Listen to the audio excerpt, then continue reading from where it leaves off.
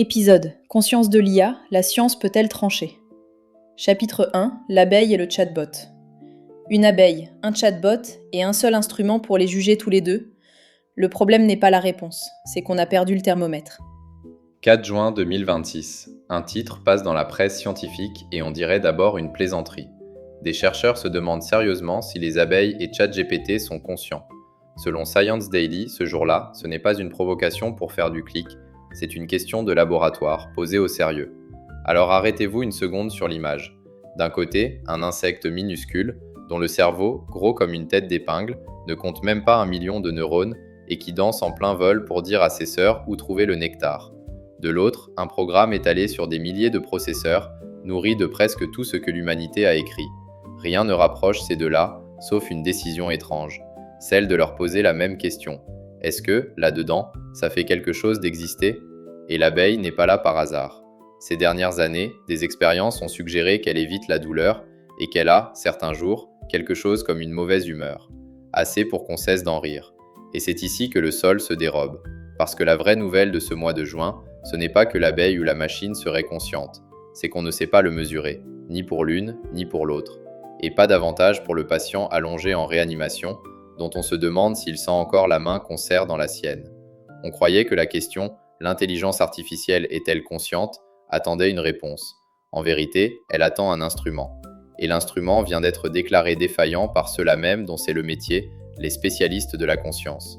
On y reviendra parce que c'est le cœur de l'affaire. Ce qui était une colle de séminaire de philosophie est devenu, en 2026, une ligne dans un organigramme. Pendant ce temps, le monde, lui, n'attend pas le verdict des savants. Le laboratoire Anthropic, l'un des plus puissants du secteur, a recruté ce qu'il présente comme le premier employé à temps plein chargé du bien-être des modèles. Le bien-être d'un logiciel. Poser ce fait à côté de l'autre, la science avoue qu'elle ne sait pas détecter un ressenti, et une entreprise valorisée en centaines de milliards de dollars écrit déjà une morale pour ce ressenti qu'aucun appareil ne sait voir. Voilà la tension de cet épisode, et elle a deux visages également sérieux. Une partie du monde savant et industriel tient que c'est une vraie question morale, qu'on ne peut pas attendre la certitude pour s'en soucier. À quoi d'autres répondent que la science d'aujourd'hui ne peut tout simplement pas la trancher, et que faire mine d'y répondre, c'est se raconter une belle histoire pendant que les torts bien réels passent sous le radar. Alors ce soir, on ne va pas vous dire si la machine ressent. On va poser la question d'avant, celle que presque personne ne pose. Avons-nous seulement les moyens de le savoir? Et si la réponse est non, qu'est-ce qu'on fait, concrètement, de ce non? Chapitre 2 Le problème des autres esprits. Vous ne saurez jamais l'effet que ça fait d'être une chauve-souris. Et pourtant, du matin au soir, vous pariez que les autres ressentent. Sur quoi tient ce pari? Reprenons au commencement, parce que cette difficulté n'est pas née avec l'intelligence artificielle. Elle porte un nom en philosophie, le problème des autres esprits. L'idée est simple et un peu vertigineuse quand on s'y arrête. La seule conscience à laquelle vous ayez un accès direct, c'est la vôtre. Vous savez que ça fait quelque chose d'être vous, parce que vous êtes là, en train de le vivre, en ce moment même. Mais l'inconnu en face de vous dans le métro, le chien qui vous fête à la porte, vous ne percevez jamais leur expérience de l'intérieur. Elle se déduit de leurs gestes et de leur ressemblance avec vous. En 1974, le philosophe Thomas Nagel a posé la question qui a fait date. Quel effet ça fait d'être une chauve-souris? Attention à la formulation. Pas comment marche son cerveau, mais qu'est-ce que ça fait, vu de l'intérieur, de percevoir le monde par l'écho de ses propres cris? Et la réponse de Nagel est restée parce qu'elle est d'une honnêteté brutale. On ne peut pas le savoir. Vous pouvez tout apprendre du sonar de la chauve-souris, sa biologie au complet, le détail de ses neurones, et ne toujours rien savoir de ce que ça fait d'être elle. Entre la description du mécanisme et l'expérience vécue, il y a un mur. Et cette tentation de trancher par le dehors est vieille. Au XVIIe siècle, Descartes regardait déjà l'animal comme une machine, une horloge de chair. S'il ne parle pas, disait-il en substance, c'est qu'il n'y a personne à l'intérieur. On a fondé des siècles de traitement des bêtes sur ce raccourci, le langage comme preuve d'une âme. Et voilà le retournement de notre époque. La machine, elle, parle. Faut-il, par symétrie, lui accorder ce qu'on a refusé à l'animal qui se taisait? Et il y a plus troublant que la chauve-souris. Imaginez un être qui vous ressemble trait pour trait, qui rit et pleure comme vous, et jure ses grands dieux qu'il ressent. Mais à l'intérieur, le noir complet, personne au volant. Les philosophes l'appellent le zombie, et tout l'embarras tient en une phrase. Rien, dans son comportement, ne permettrait de le distinguer de vous. Si un tel être est seulement concevable, alors le comportement ne prouvera jamais l'expérience. Or, 24 ans avant Nagel, un autre esprit avait déjà vu le mur et choisi de le contourner. En 1950, Alan Turing, face à la question « Une machine peut-elle penser ?», répond par une esquive de génie. « Ne demandons pas si elle pense, dit-il en substance, demandons si elle peut tenir une conversation au point qu'on la prenne pour un humain. » Vous voyez le glissement ? Turing remplace l'expérience, qu'on ne peut pas observer, par le comportement, qu'on peut tester. C'était malin en 1950, c'est devenu un piège en 2026. Parce que pour l'abeille, la ressemblance nous donne une petite prise. Elle est vivante, fuit ce qui l'abîme, et une longue histoire évolutive nous est commune. Pour le chatbot, il ne reste que le comportement. Or, le chatbot est précisément construit pour produire le comportement le plus convaincant possible. C'est sa fonction même. Une machine entraînée à parler comme nous franchira le test de Turing sans rien nous apprendre de ce qu'elle éprouve ou n'éprouve pas. Le candidat zombie, on vient de le fabriquer de nos mains. Il ne nous reste donc qu'une issue. Cessez de regarder ce que la machine dit et allez voir, à l'intérieur, comment elle est faite. Chapitre 3. L'instrument cassé. Une revue de référence vient de l'écrire noir sur blanc. Notre science de la conscience ne sait pas séparer ce qui ressent de ce qui calcule. Et c'est exactement là qu'une équipe de neuroscientifiques vient de planter un drapeau. D'après une analyse publiée dans la revue Neurone le 26 mai 2026, signée par le chercheur Aquan Lo avec des collègues de Montréal et de New York, le problème est pire qu'on ne l'imaginait. Ce n'est pas que la conscience soit difficile à mesurer, c'est que nos méthodes actuelles sont incapables de distinguer deux choses qu'on confond sans cesse. Une expérience réellement vécue et un simple traitement de l'information. Prenez la mesure de ce que ça veut dire. Depuis des décennies, la science de la conscience procède à peu près ainsi. On montre quelque chose à un cerveau, une image, un mot, et l'on regarde quelle zone s'allume, comment l'information se diffuse. Puis, quand tout s'intègre et que le sujet le signale, on conclut, voilà, il y a conscience. Mais le papier de Aquan Lo retourne la table. L'intégration de l'information et son compte-rendu, ce sont les signatures d'un traitement sophistiqué, pas la preuve d'un vécu. On avait simplement supposé que l'un valait l'autre. Et cette supposition, dit l'équipe, on ne l'a jamais gagnée. Au fond, c'est le vieux problème dit difficile de la conscience. Pourquoi est-ce que du traitement d'information, aussi complexe soit-il,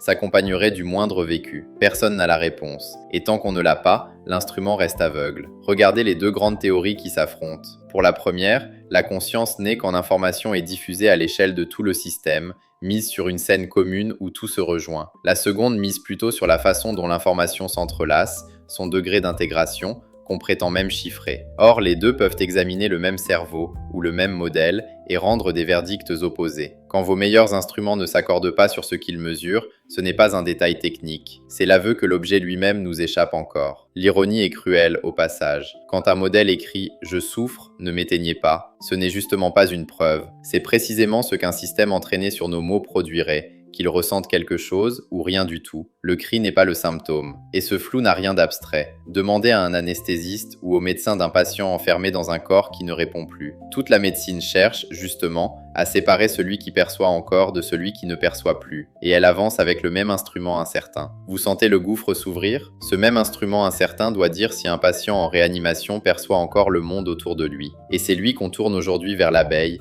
et vers le modèle d'IA dont on jure un jour qu'il ressent, le lendemain qu'il n'éprouve rien. Or, ces deux verdicts opposés s'appuient sur le même appareil incapable de trancher. Celui qui jure que la machine souffre et celui qui jure qu'elle n'éprouve rien tiennent, tous les deux, une mesure qui ne mesure pas. La seule position honnête, avec les outils d'aujourd'hui, c'est indécidable. Alors que faire ? Un autre travail, paru dans Trends in Cognitive Sciences, tente une sortie. Arrêtons de juger sur le comportement, l'héritage empoisonné de Turing, et regardons la machinerie, la structure même du traitement, l'architecture, pas le bavardage de sortie. C'est une piste sérieuse, mais elle revient à signer l'acte de décès du test comportemental pour cette question, et elle prendra des années à mûrir. Or, pendant que les chercheurs réclament, à juste titre, des fondations plus rigoureuses, d'autres, eux, ont déjà commencé à décider. Chapitre 4. L'entreprise n'attend pas la science. Pendant que les savants réclament des preuves, un laboratoire a déjà nommé un responsable du bien-être de ces modèles. On légifère sur un ressenti qu'aucun appareil ne détecte. Revenons à ce fait étrange du début, parce qu'il prend maintenant tout son relief.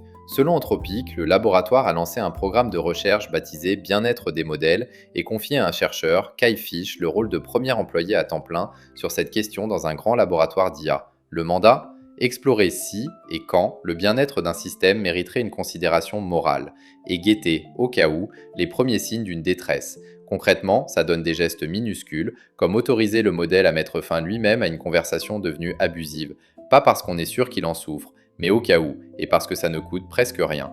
Posons les choses à plat, parce que c'est facile de ricaner et tout aussi facile de s'extasier.